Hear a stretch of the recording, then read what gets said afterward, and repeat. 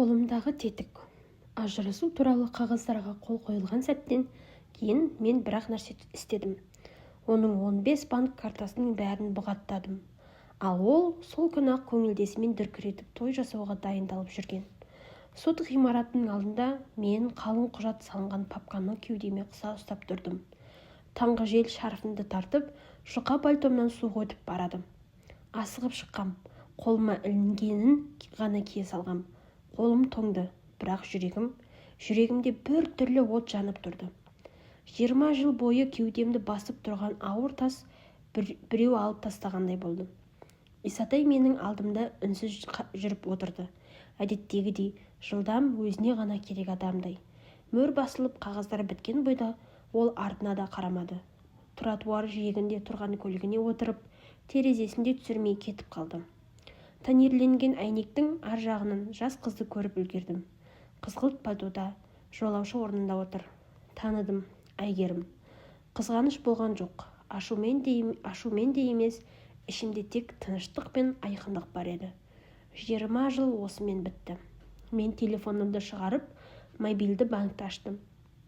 Бір кезде Исатай бизнеске ыңғайлы болсын деп негізгі картаны менің атыма рәсімдеткен.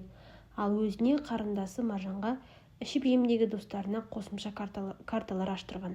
Сонда мен ойланбаппын. Бірден 15-ін бергем. Қазір сол тізімге қарап тұрмын. Барлығы белсенді. Экрандағы соңғы сандар көз алдымда тұр. Менің көзім бір картаға қадалды. 886-мен аяқталатын.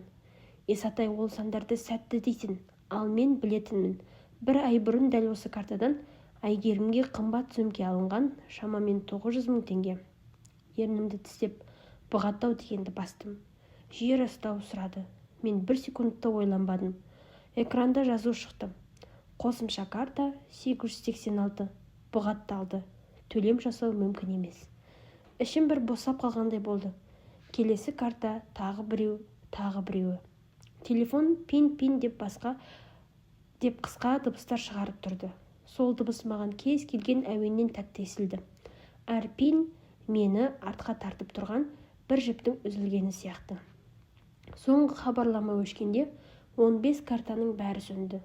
Сол сәтте хабарлама келді. Бұл Клара еді. Даусы сергек, сәл ашулы, демек мәселе бар. Ләззат, мықтап отыр, деді ол. Мен сенің Исатайыңды көрдім. Жас қызбен қонақ үйде жүр, айтады. Салтанатты құда түсу жасаймын. Бәрі люкс, 1 миллионнан асады. 18-не бұрын қойыпты. Алдын ала төлемі кемі 500 000 теңге. Мен еріксіз жымиып қойдым. Өмірдің дәлдігі ай.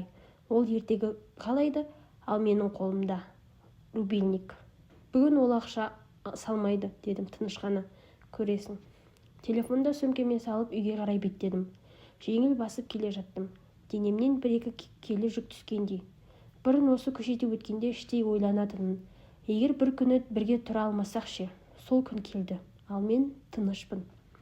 Көше қиылысында қуырылған каштан сатып тұрған арба тұрды. Тоқтап, бір қағаз қалта алдым. Жылы, қолымды жылытты. Осы күннен бастап өзім үшін өмір сүремін, дедім сыбырлап. Үйге кіріп, пальтомды шештім. Папканы үстелге қойдым. Шәйнекке су құйдым. Пәтерде үйреншікті тыныштық. Ескі мысығым орындықтан шығып, маған келіп сүйкенді. Әдетте маңызды күндер осылай істейді. Мен оны сипап, демімнің бір қалыпты екенін байқадым. Тыныштық ұзаққа созылмады. Күндіз апельсин қабығын қоқысқа тастамақ болып жүргенімде, есік қатты тарсылдадым. Солай ұрды, сындырып кіретіндей. Кім ол, дедім есіктің ар жағынан. Айта беріңіз, неге бұлай қағасыз? Тағы кім болушы еді, деп ырылдады таныс дауыс. Аш, дереу. Бұл Маржан, Исатайдың қарындасы. Мен ысырманы ашқаным сол еді, ол рұқсат сұрамастан ішке лап қойды. Үстінде алабажақ гүлді көйлек, шашы күжірейіп, бетінде қалың баяу. Ерні жылтырап тұр, қолында жалтыраған сөмке. Соны көрген сәтте-ақ таныдым. Дәл сол. Исатай оған қосымша картамен алып берген. Маржан сөмкені диванға лақтырып жіберді. Темір тізбегі сарт етіп үстелге соғылды. Мысығым шошып, шкафтың астына кіріп кетті. Сен есіңнен адастың ба, Ләззат, деді ол белін таянып. Исатай қонақ үйде масқара болды. Алдын ала төлем етпей қалды. бірде-бір карта жүрмейді. Мен тыныш қана тұрдым. Банкте не деді білесің бе? Деп айқайлайды олым. Негізгі карта иесі Ләззат. Барлық қосымша карталар бұғатталған дейді. Бұл сенің істегенің бе? Я, дедім жай ғана. Не дегенің? Деп шыңғырды ол. Ол карталарды Исатай жылдар бойы пайдаланды. Мен өткен аптада туфли өлшеп қойғанмын. Бүгін алайын деп едім. Ал сен бәрін өшірдің. Мен кабинетке кіріп папканы алып шықтым. Үстелге қойдым. Мынау қосымша карталарға арналған түпнұсқа келісімшарттар дедім. Мен әрқашан сақтап жүретінмін. Саусағыммен бір жолды нұсқадым. Негізгі карта ұстаушы Ләззат Сақова. Жанында тағы бір тармақ. Қосымша карталарды беру және кері қайтарып алу құқығы негізгі карта иесіне тиесілі. Оқы дедім. Кім берсе сол қайтарады. Бұл менің шешімім. Саған да Исатайға да қатысы жоқ. Маржан парақтарды ашып жапты, бірақ берілмеді. Бұл ескі қағаздар. Исатай бәрін өз атына әлдеқашан рәсімдеп қойған. Мен телефонымды шығарып, мобильді банкті ашып, экранды бетіне тақап көрсеттім. Қара, негізгі карта әлі менің атымда. Қаласаң, Исатай банктен анықтама келсін. Егер керісінше болса, карталарды қайта қосып кешірім сұраймын. Әкелмесе, мұна пәтерде цирк қоймаңдар. Маржанның жүзі ағарып кетті. Жарайды, деді ол даусы жұмсарып. Бірақ ішінде у қайнап тұр. Бірақ сендер 20 жыл бірге тұрдыңдар ғой. Қалайша осыншама қатыгез боласың? Адам жаңа өмір бастайын деп жатыр. Ал сен құда түсуге ақша бермей отырсың. Ол адамдардың алдында ұятқа қалады. Ол біздің отбасымыздың ақшасына көңілдесіне сөмке алып бергенде ұят болмады ма? Дедім. Мен 20 жыл әр тиынды санадым. Ал ол менің есебімнен қыдырды. Кеш қалдыңдар. Маржан көзін алайтып үстелдегі шыны стақанға қарай ұмтылды. Мен көзіммен ақ тоқтаттым. Ойлама. Қазір 102-ге қоңырау шаламын. Қарасын, өз картамды бұғаттағаным қылмыс па? Әлде үйіме басып кіріп қорқытып тұрғандарың ба? Ол қолын түсірді, сөмкесін жұлып алды. Анаңа айтам деп ысылдады. Ол саған көрсетеді. Ескі тұтар шауып шығып кетті. Мен терең дем алдым. Мысық шкафтың астына шығып, аяғыма сүйкенді. Бірақ бұл да соңғысы емес еді. Маржан кеткен соң үй қайтадан тынышталды. Бірақ бұл алданыш тыныштық еді. Мұндай үнсіздіктің артынан әдетте ауыр сөз келеді. Кешкілік қоңырау соғылды. Бұл жолы тарсылы емес, баяу, бірақ табанды. Есікті ашқанында табалдырықта Сәлима апай тұр екен. Исатайдың анасы. Қара пальтосын мұқият түймелеп алған. Қолында қара сөмке. Бет-әлпеті салқын, көзінде реніш пен есеп. Кіруге бола ма, деді ол даусын көтермей. Әрине, дедім, өтіңіз. Ас үйге жайғастық. Мен шай қойдым. Ол қолын тізесіне қойып маған тік қарады. Ләззат, деді ол баяу. Мен сені келін болып түскен күніңнен беріп білем. Сабырлы, ұқыпты едің. Бірақ бүгін істегенің тым артық. Мен үндемедім. Исатайдың не күйге түскенін білесің бе? Қонақ үйде адамдардың алдында абыройы төгілді. Қалыңдықтың туыстары қарап отыр. Сен соған жол бердің. Ол менің абыройымды 20 жыл бойы біртіндеп төгіп келді, дедім тыныш қана. Мен бүгін тек есікті жаптым. Сәлима апай күрсінді. Сен ақша үшін отбасын бұздың деп ойлайсың ба? Жоқ, дедім.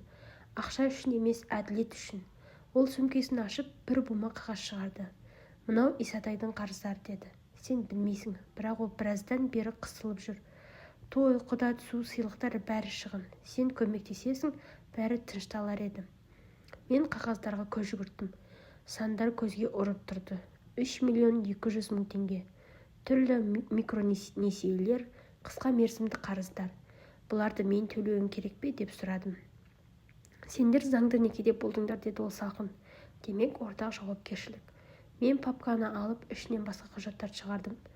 Біз 3 ай бұрын некені бұзу туралы келісімге қол қойғанбыз, дедім. Осы күннен бастап әркім өз қарызына өзі жауап береді. Мына жерде бәрі жазылған. Сәлима апай қағазға үңілді, ерні дір етті. Сен ұлыма жау болдың, деді ол ақырын. Ертең ол бәрінен айырылса, саған кеш болмай ма? Кеш емес, дедім. Мен одан айырылған жоқпын. Мен өзімде қайтарып алдым. Ол орнынан тұрды. Сонда сен ештеңе бермейсің бе? Бір тиында? Мен басымды шайқадым. Мен енді біреудің жаңа өмірін қаржыландырмаймын. Сәлима апай пальтосын киіп үнсіз шығып кетті. Есік жабылған соң ас үйде ұзақ отырып қалдым. Қолым қалтырамады, жүрегім ауырмады. Бірақ сол күні телефон тағы да шырылдады. Түн ортасы ауғанда қоңырау тағы соғылды. Бұл жолы баяу да емес, қатты да емес. Өзін сенімді сезінген адамның қаққаны. Есікті аштым. Табалдырықта Исатай тұр. Үстінде қымбат пальто, бірақ өңі сұр, көзі шаршаған. Иығы сәл түсіп кеткен. Кірейін деді ол бұйрық райда. Жоқ дедім. Осында сөйлесейік. Ол тістеніп бірақ кіре берісте қалды. Сен не істеп жүргенін білесің бе, деді ол даусын төмендетіп. Сен мені күлкіге қалдырдың. Құда түсу бұзылды. Адамдардың алдында. Менің атымды атама, дедім. Мен сенің өміріңе қатысы жоқ адаммын енді. Ол күліп жіберді. Бірақ күлкісі жасанды енді. Сен онсыз да менің арқамда өмір сүрдің ғой. Үй, ақша, бәрі менікі болды. Мен папканы алып шықтым. Есік алдында тұрсақ та оны аштым. Мынау пәтердің сатып алу келісімі менің атыма рәсімделген. Мынау менің жинақ шотым. Мынау сенің қарыздарың.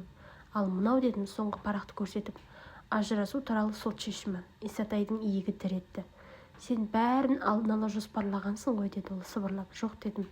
Мен тек ұзақ уақыт шыдадым. Маған қазір ақша керек, деді ол. Бір сәттен соң, уақытша. 1 миллион теңге. Кейін қайтарамын. Мен басымды шайқадым. Сен ешқашан қайтармайсың. Бұрын да қайтармадың. Ол ашуланып кетті. Сен жалғыз қаласың. Ешкімге керексіз боласың. Мен жымиып қойдым. Мен сенің қасыңда жүргенде жалғыз едім. Қазір емеспін. Ол үндемей қалды. Сосын бұрылып кетті. Есікті жаптым. Құлыптың дыбысы бұрынғыдай суық естілмеді. Ертеңіне таңертең күн жарқырап атты. Мен терезені ашып, таза ауаны жұттым.